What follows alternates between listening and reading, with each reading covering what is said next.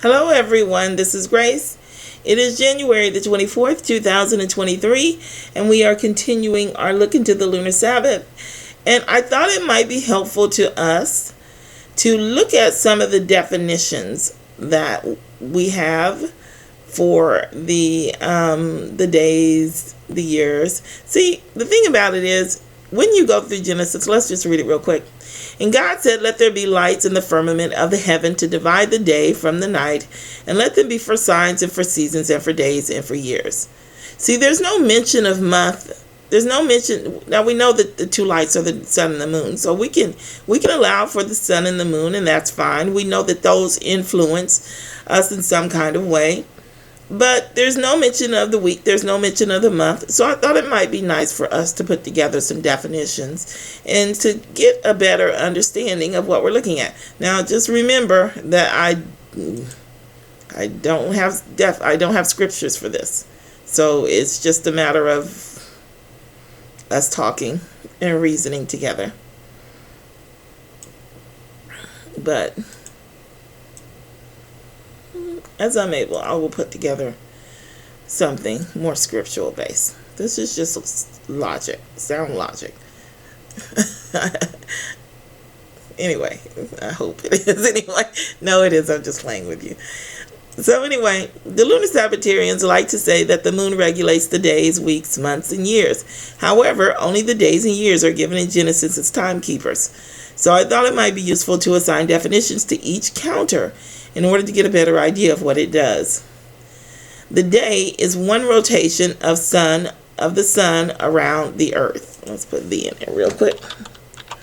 Of the sun around the earth. It is defined as an evening and a morning. We can look at that real quick. And the evening and the morning were the first day.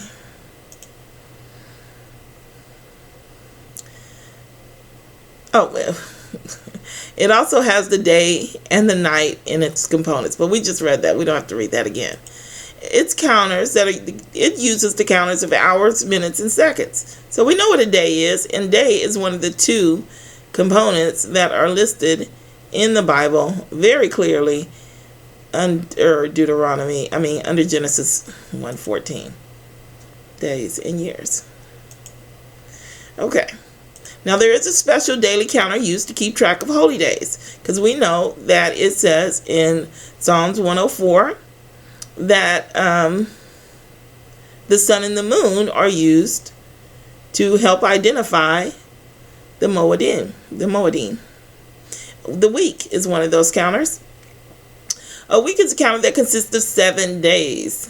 The first 6 days work can be done. The seventh day is the Sabbath of rest. No work can be done on the seventh day. So,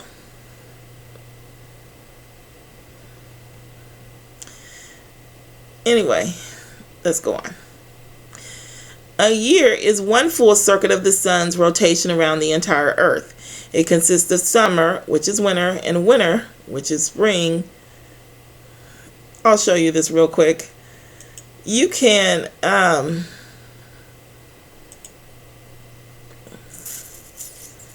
where can you see this at? The Septuagint. They changed, I'm sorry, I'm not going to get into it very much, but they changed winter to summer. And they changed summer. Summer was originally winter, and winter was originally spring. And you can go to the archives and download an old Septuagint, and it will have the correct wording there. It'll have summer and spring. And when you read it, you can see, we'll read it together. While the earth remaineth, seed time and harvest, and cold and heat, and summer and winter, and day and night shall not cease. So you have seed time and harvest. Seed time is cold. Harvest is heat, because you harvest in the summertime. Summer is cold. Winter is heat. But it has spring if you look at the Septuagint. It has summer and spring. Now I tried to look up the words as best I could. I looked up summer, but summer has been around so long that you had words for both. You had summit for like the beginning, but you also had words like summary. And I looked up winter, winter was better because winter, it had components of both, but I think that the reason why it was a little bit better because winter, it was derived from wet or something like that, the word wet. And we know that it rains in the springtime. However, one can say, I mean, you don't really use the word wet to describe winter. You use cold. But one can say that snow, when it melts, it's wet. So it wasn't much better, but it was a little bit better. But anyway, summer is winter and winter is summer. And that's why it's written in that way. So anyway, let's continue on. The year is one full circuit of the sun's rotation around the entire earth. It consists of summer, which is winter, and fall, and winter, which is spring and summer. Its counter is days. It includes also, I put the new moon days in there as well, because that is a day, and that's used to identify the beginning of the year. There is a special counter called the new moon used during the yearly count to keep track of holy days and to identify the new year. A new moon is a counter that consists of one day. It is the day after the full moon comes up as the sun goes down. Now I put the day after because I've been looking at the pattern and I'm not 100% sure about this, but I think that we are supposed to be looking at the day before the new moon and identifying the day of the new moon. I don't think we're supposed to be celebrating the new moon day the day after the new moon. We're supposed to be able to identify it first and then celebrate it on the correct day.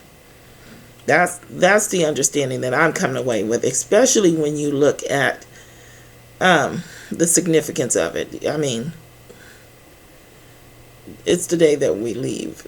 It's the day of our freedom from this world, basically. I mean, from sin and all of this.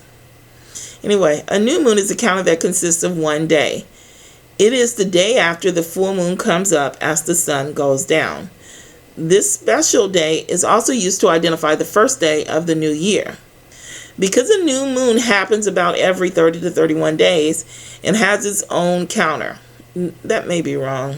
It might be like 29 to 30 days. I'm not sure. The counter for the moon is called the month. A month is the number that can be used to identify the days of the moon. It has no more value or assignment than the number 4. It's just a number. Month number 1, day 4. Month number 2, day 4. Month number 6, day 4. It's just a number with a different name. That's all it is. A month is nothing.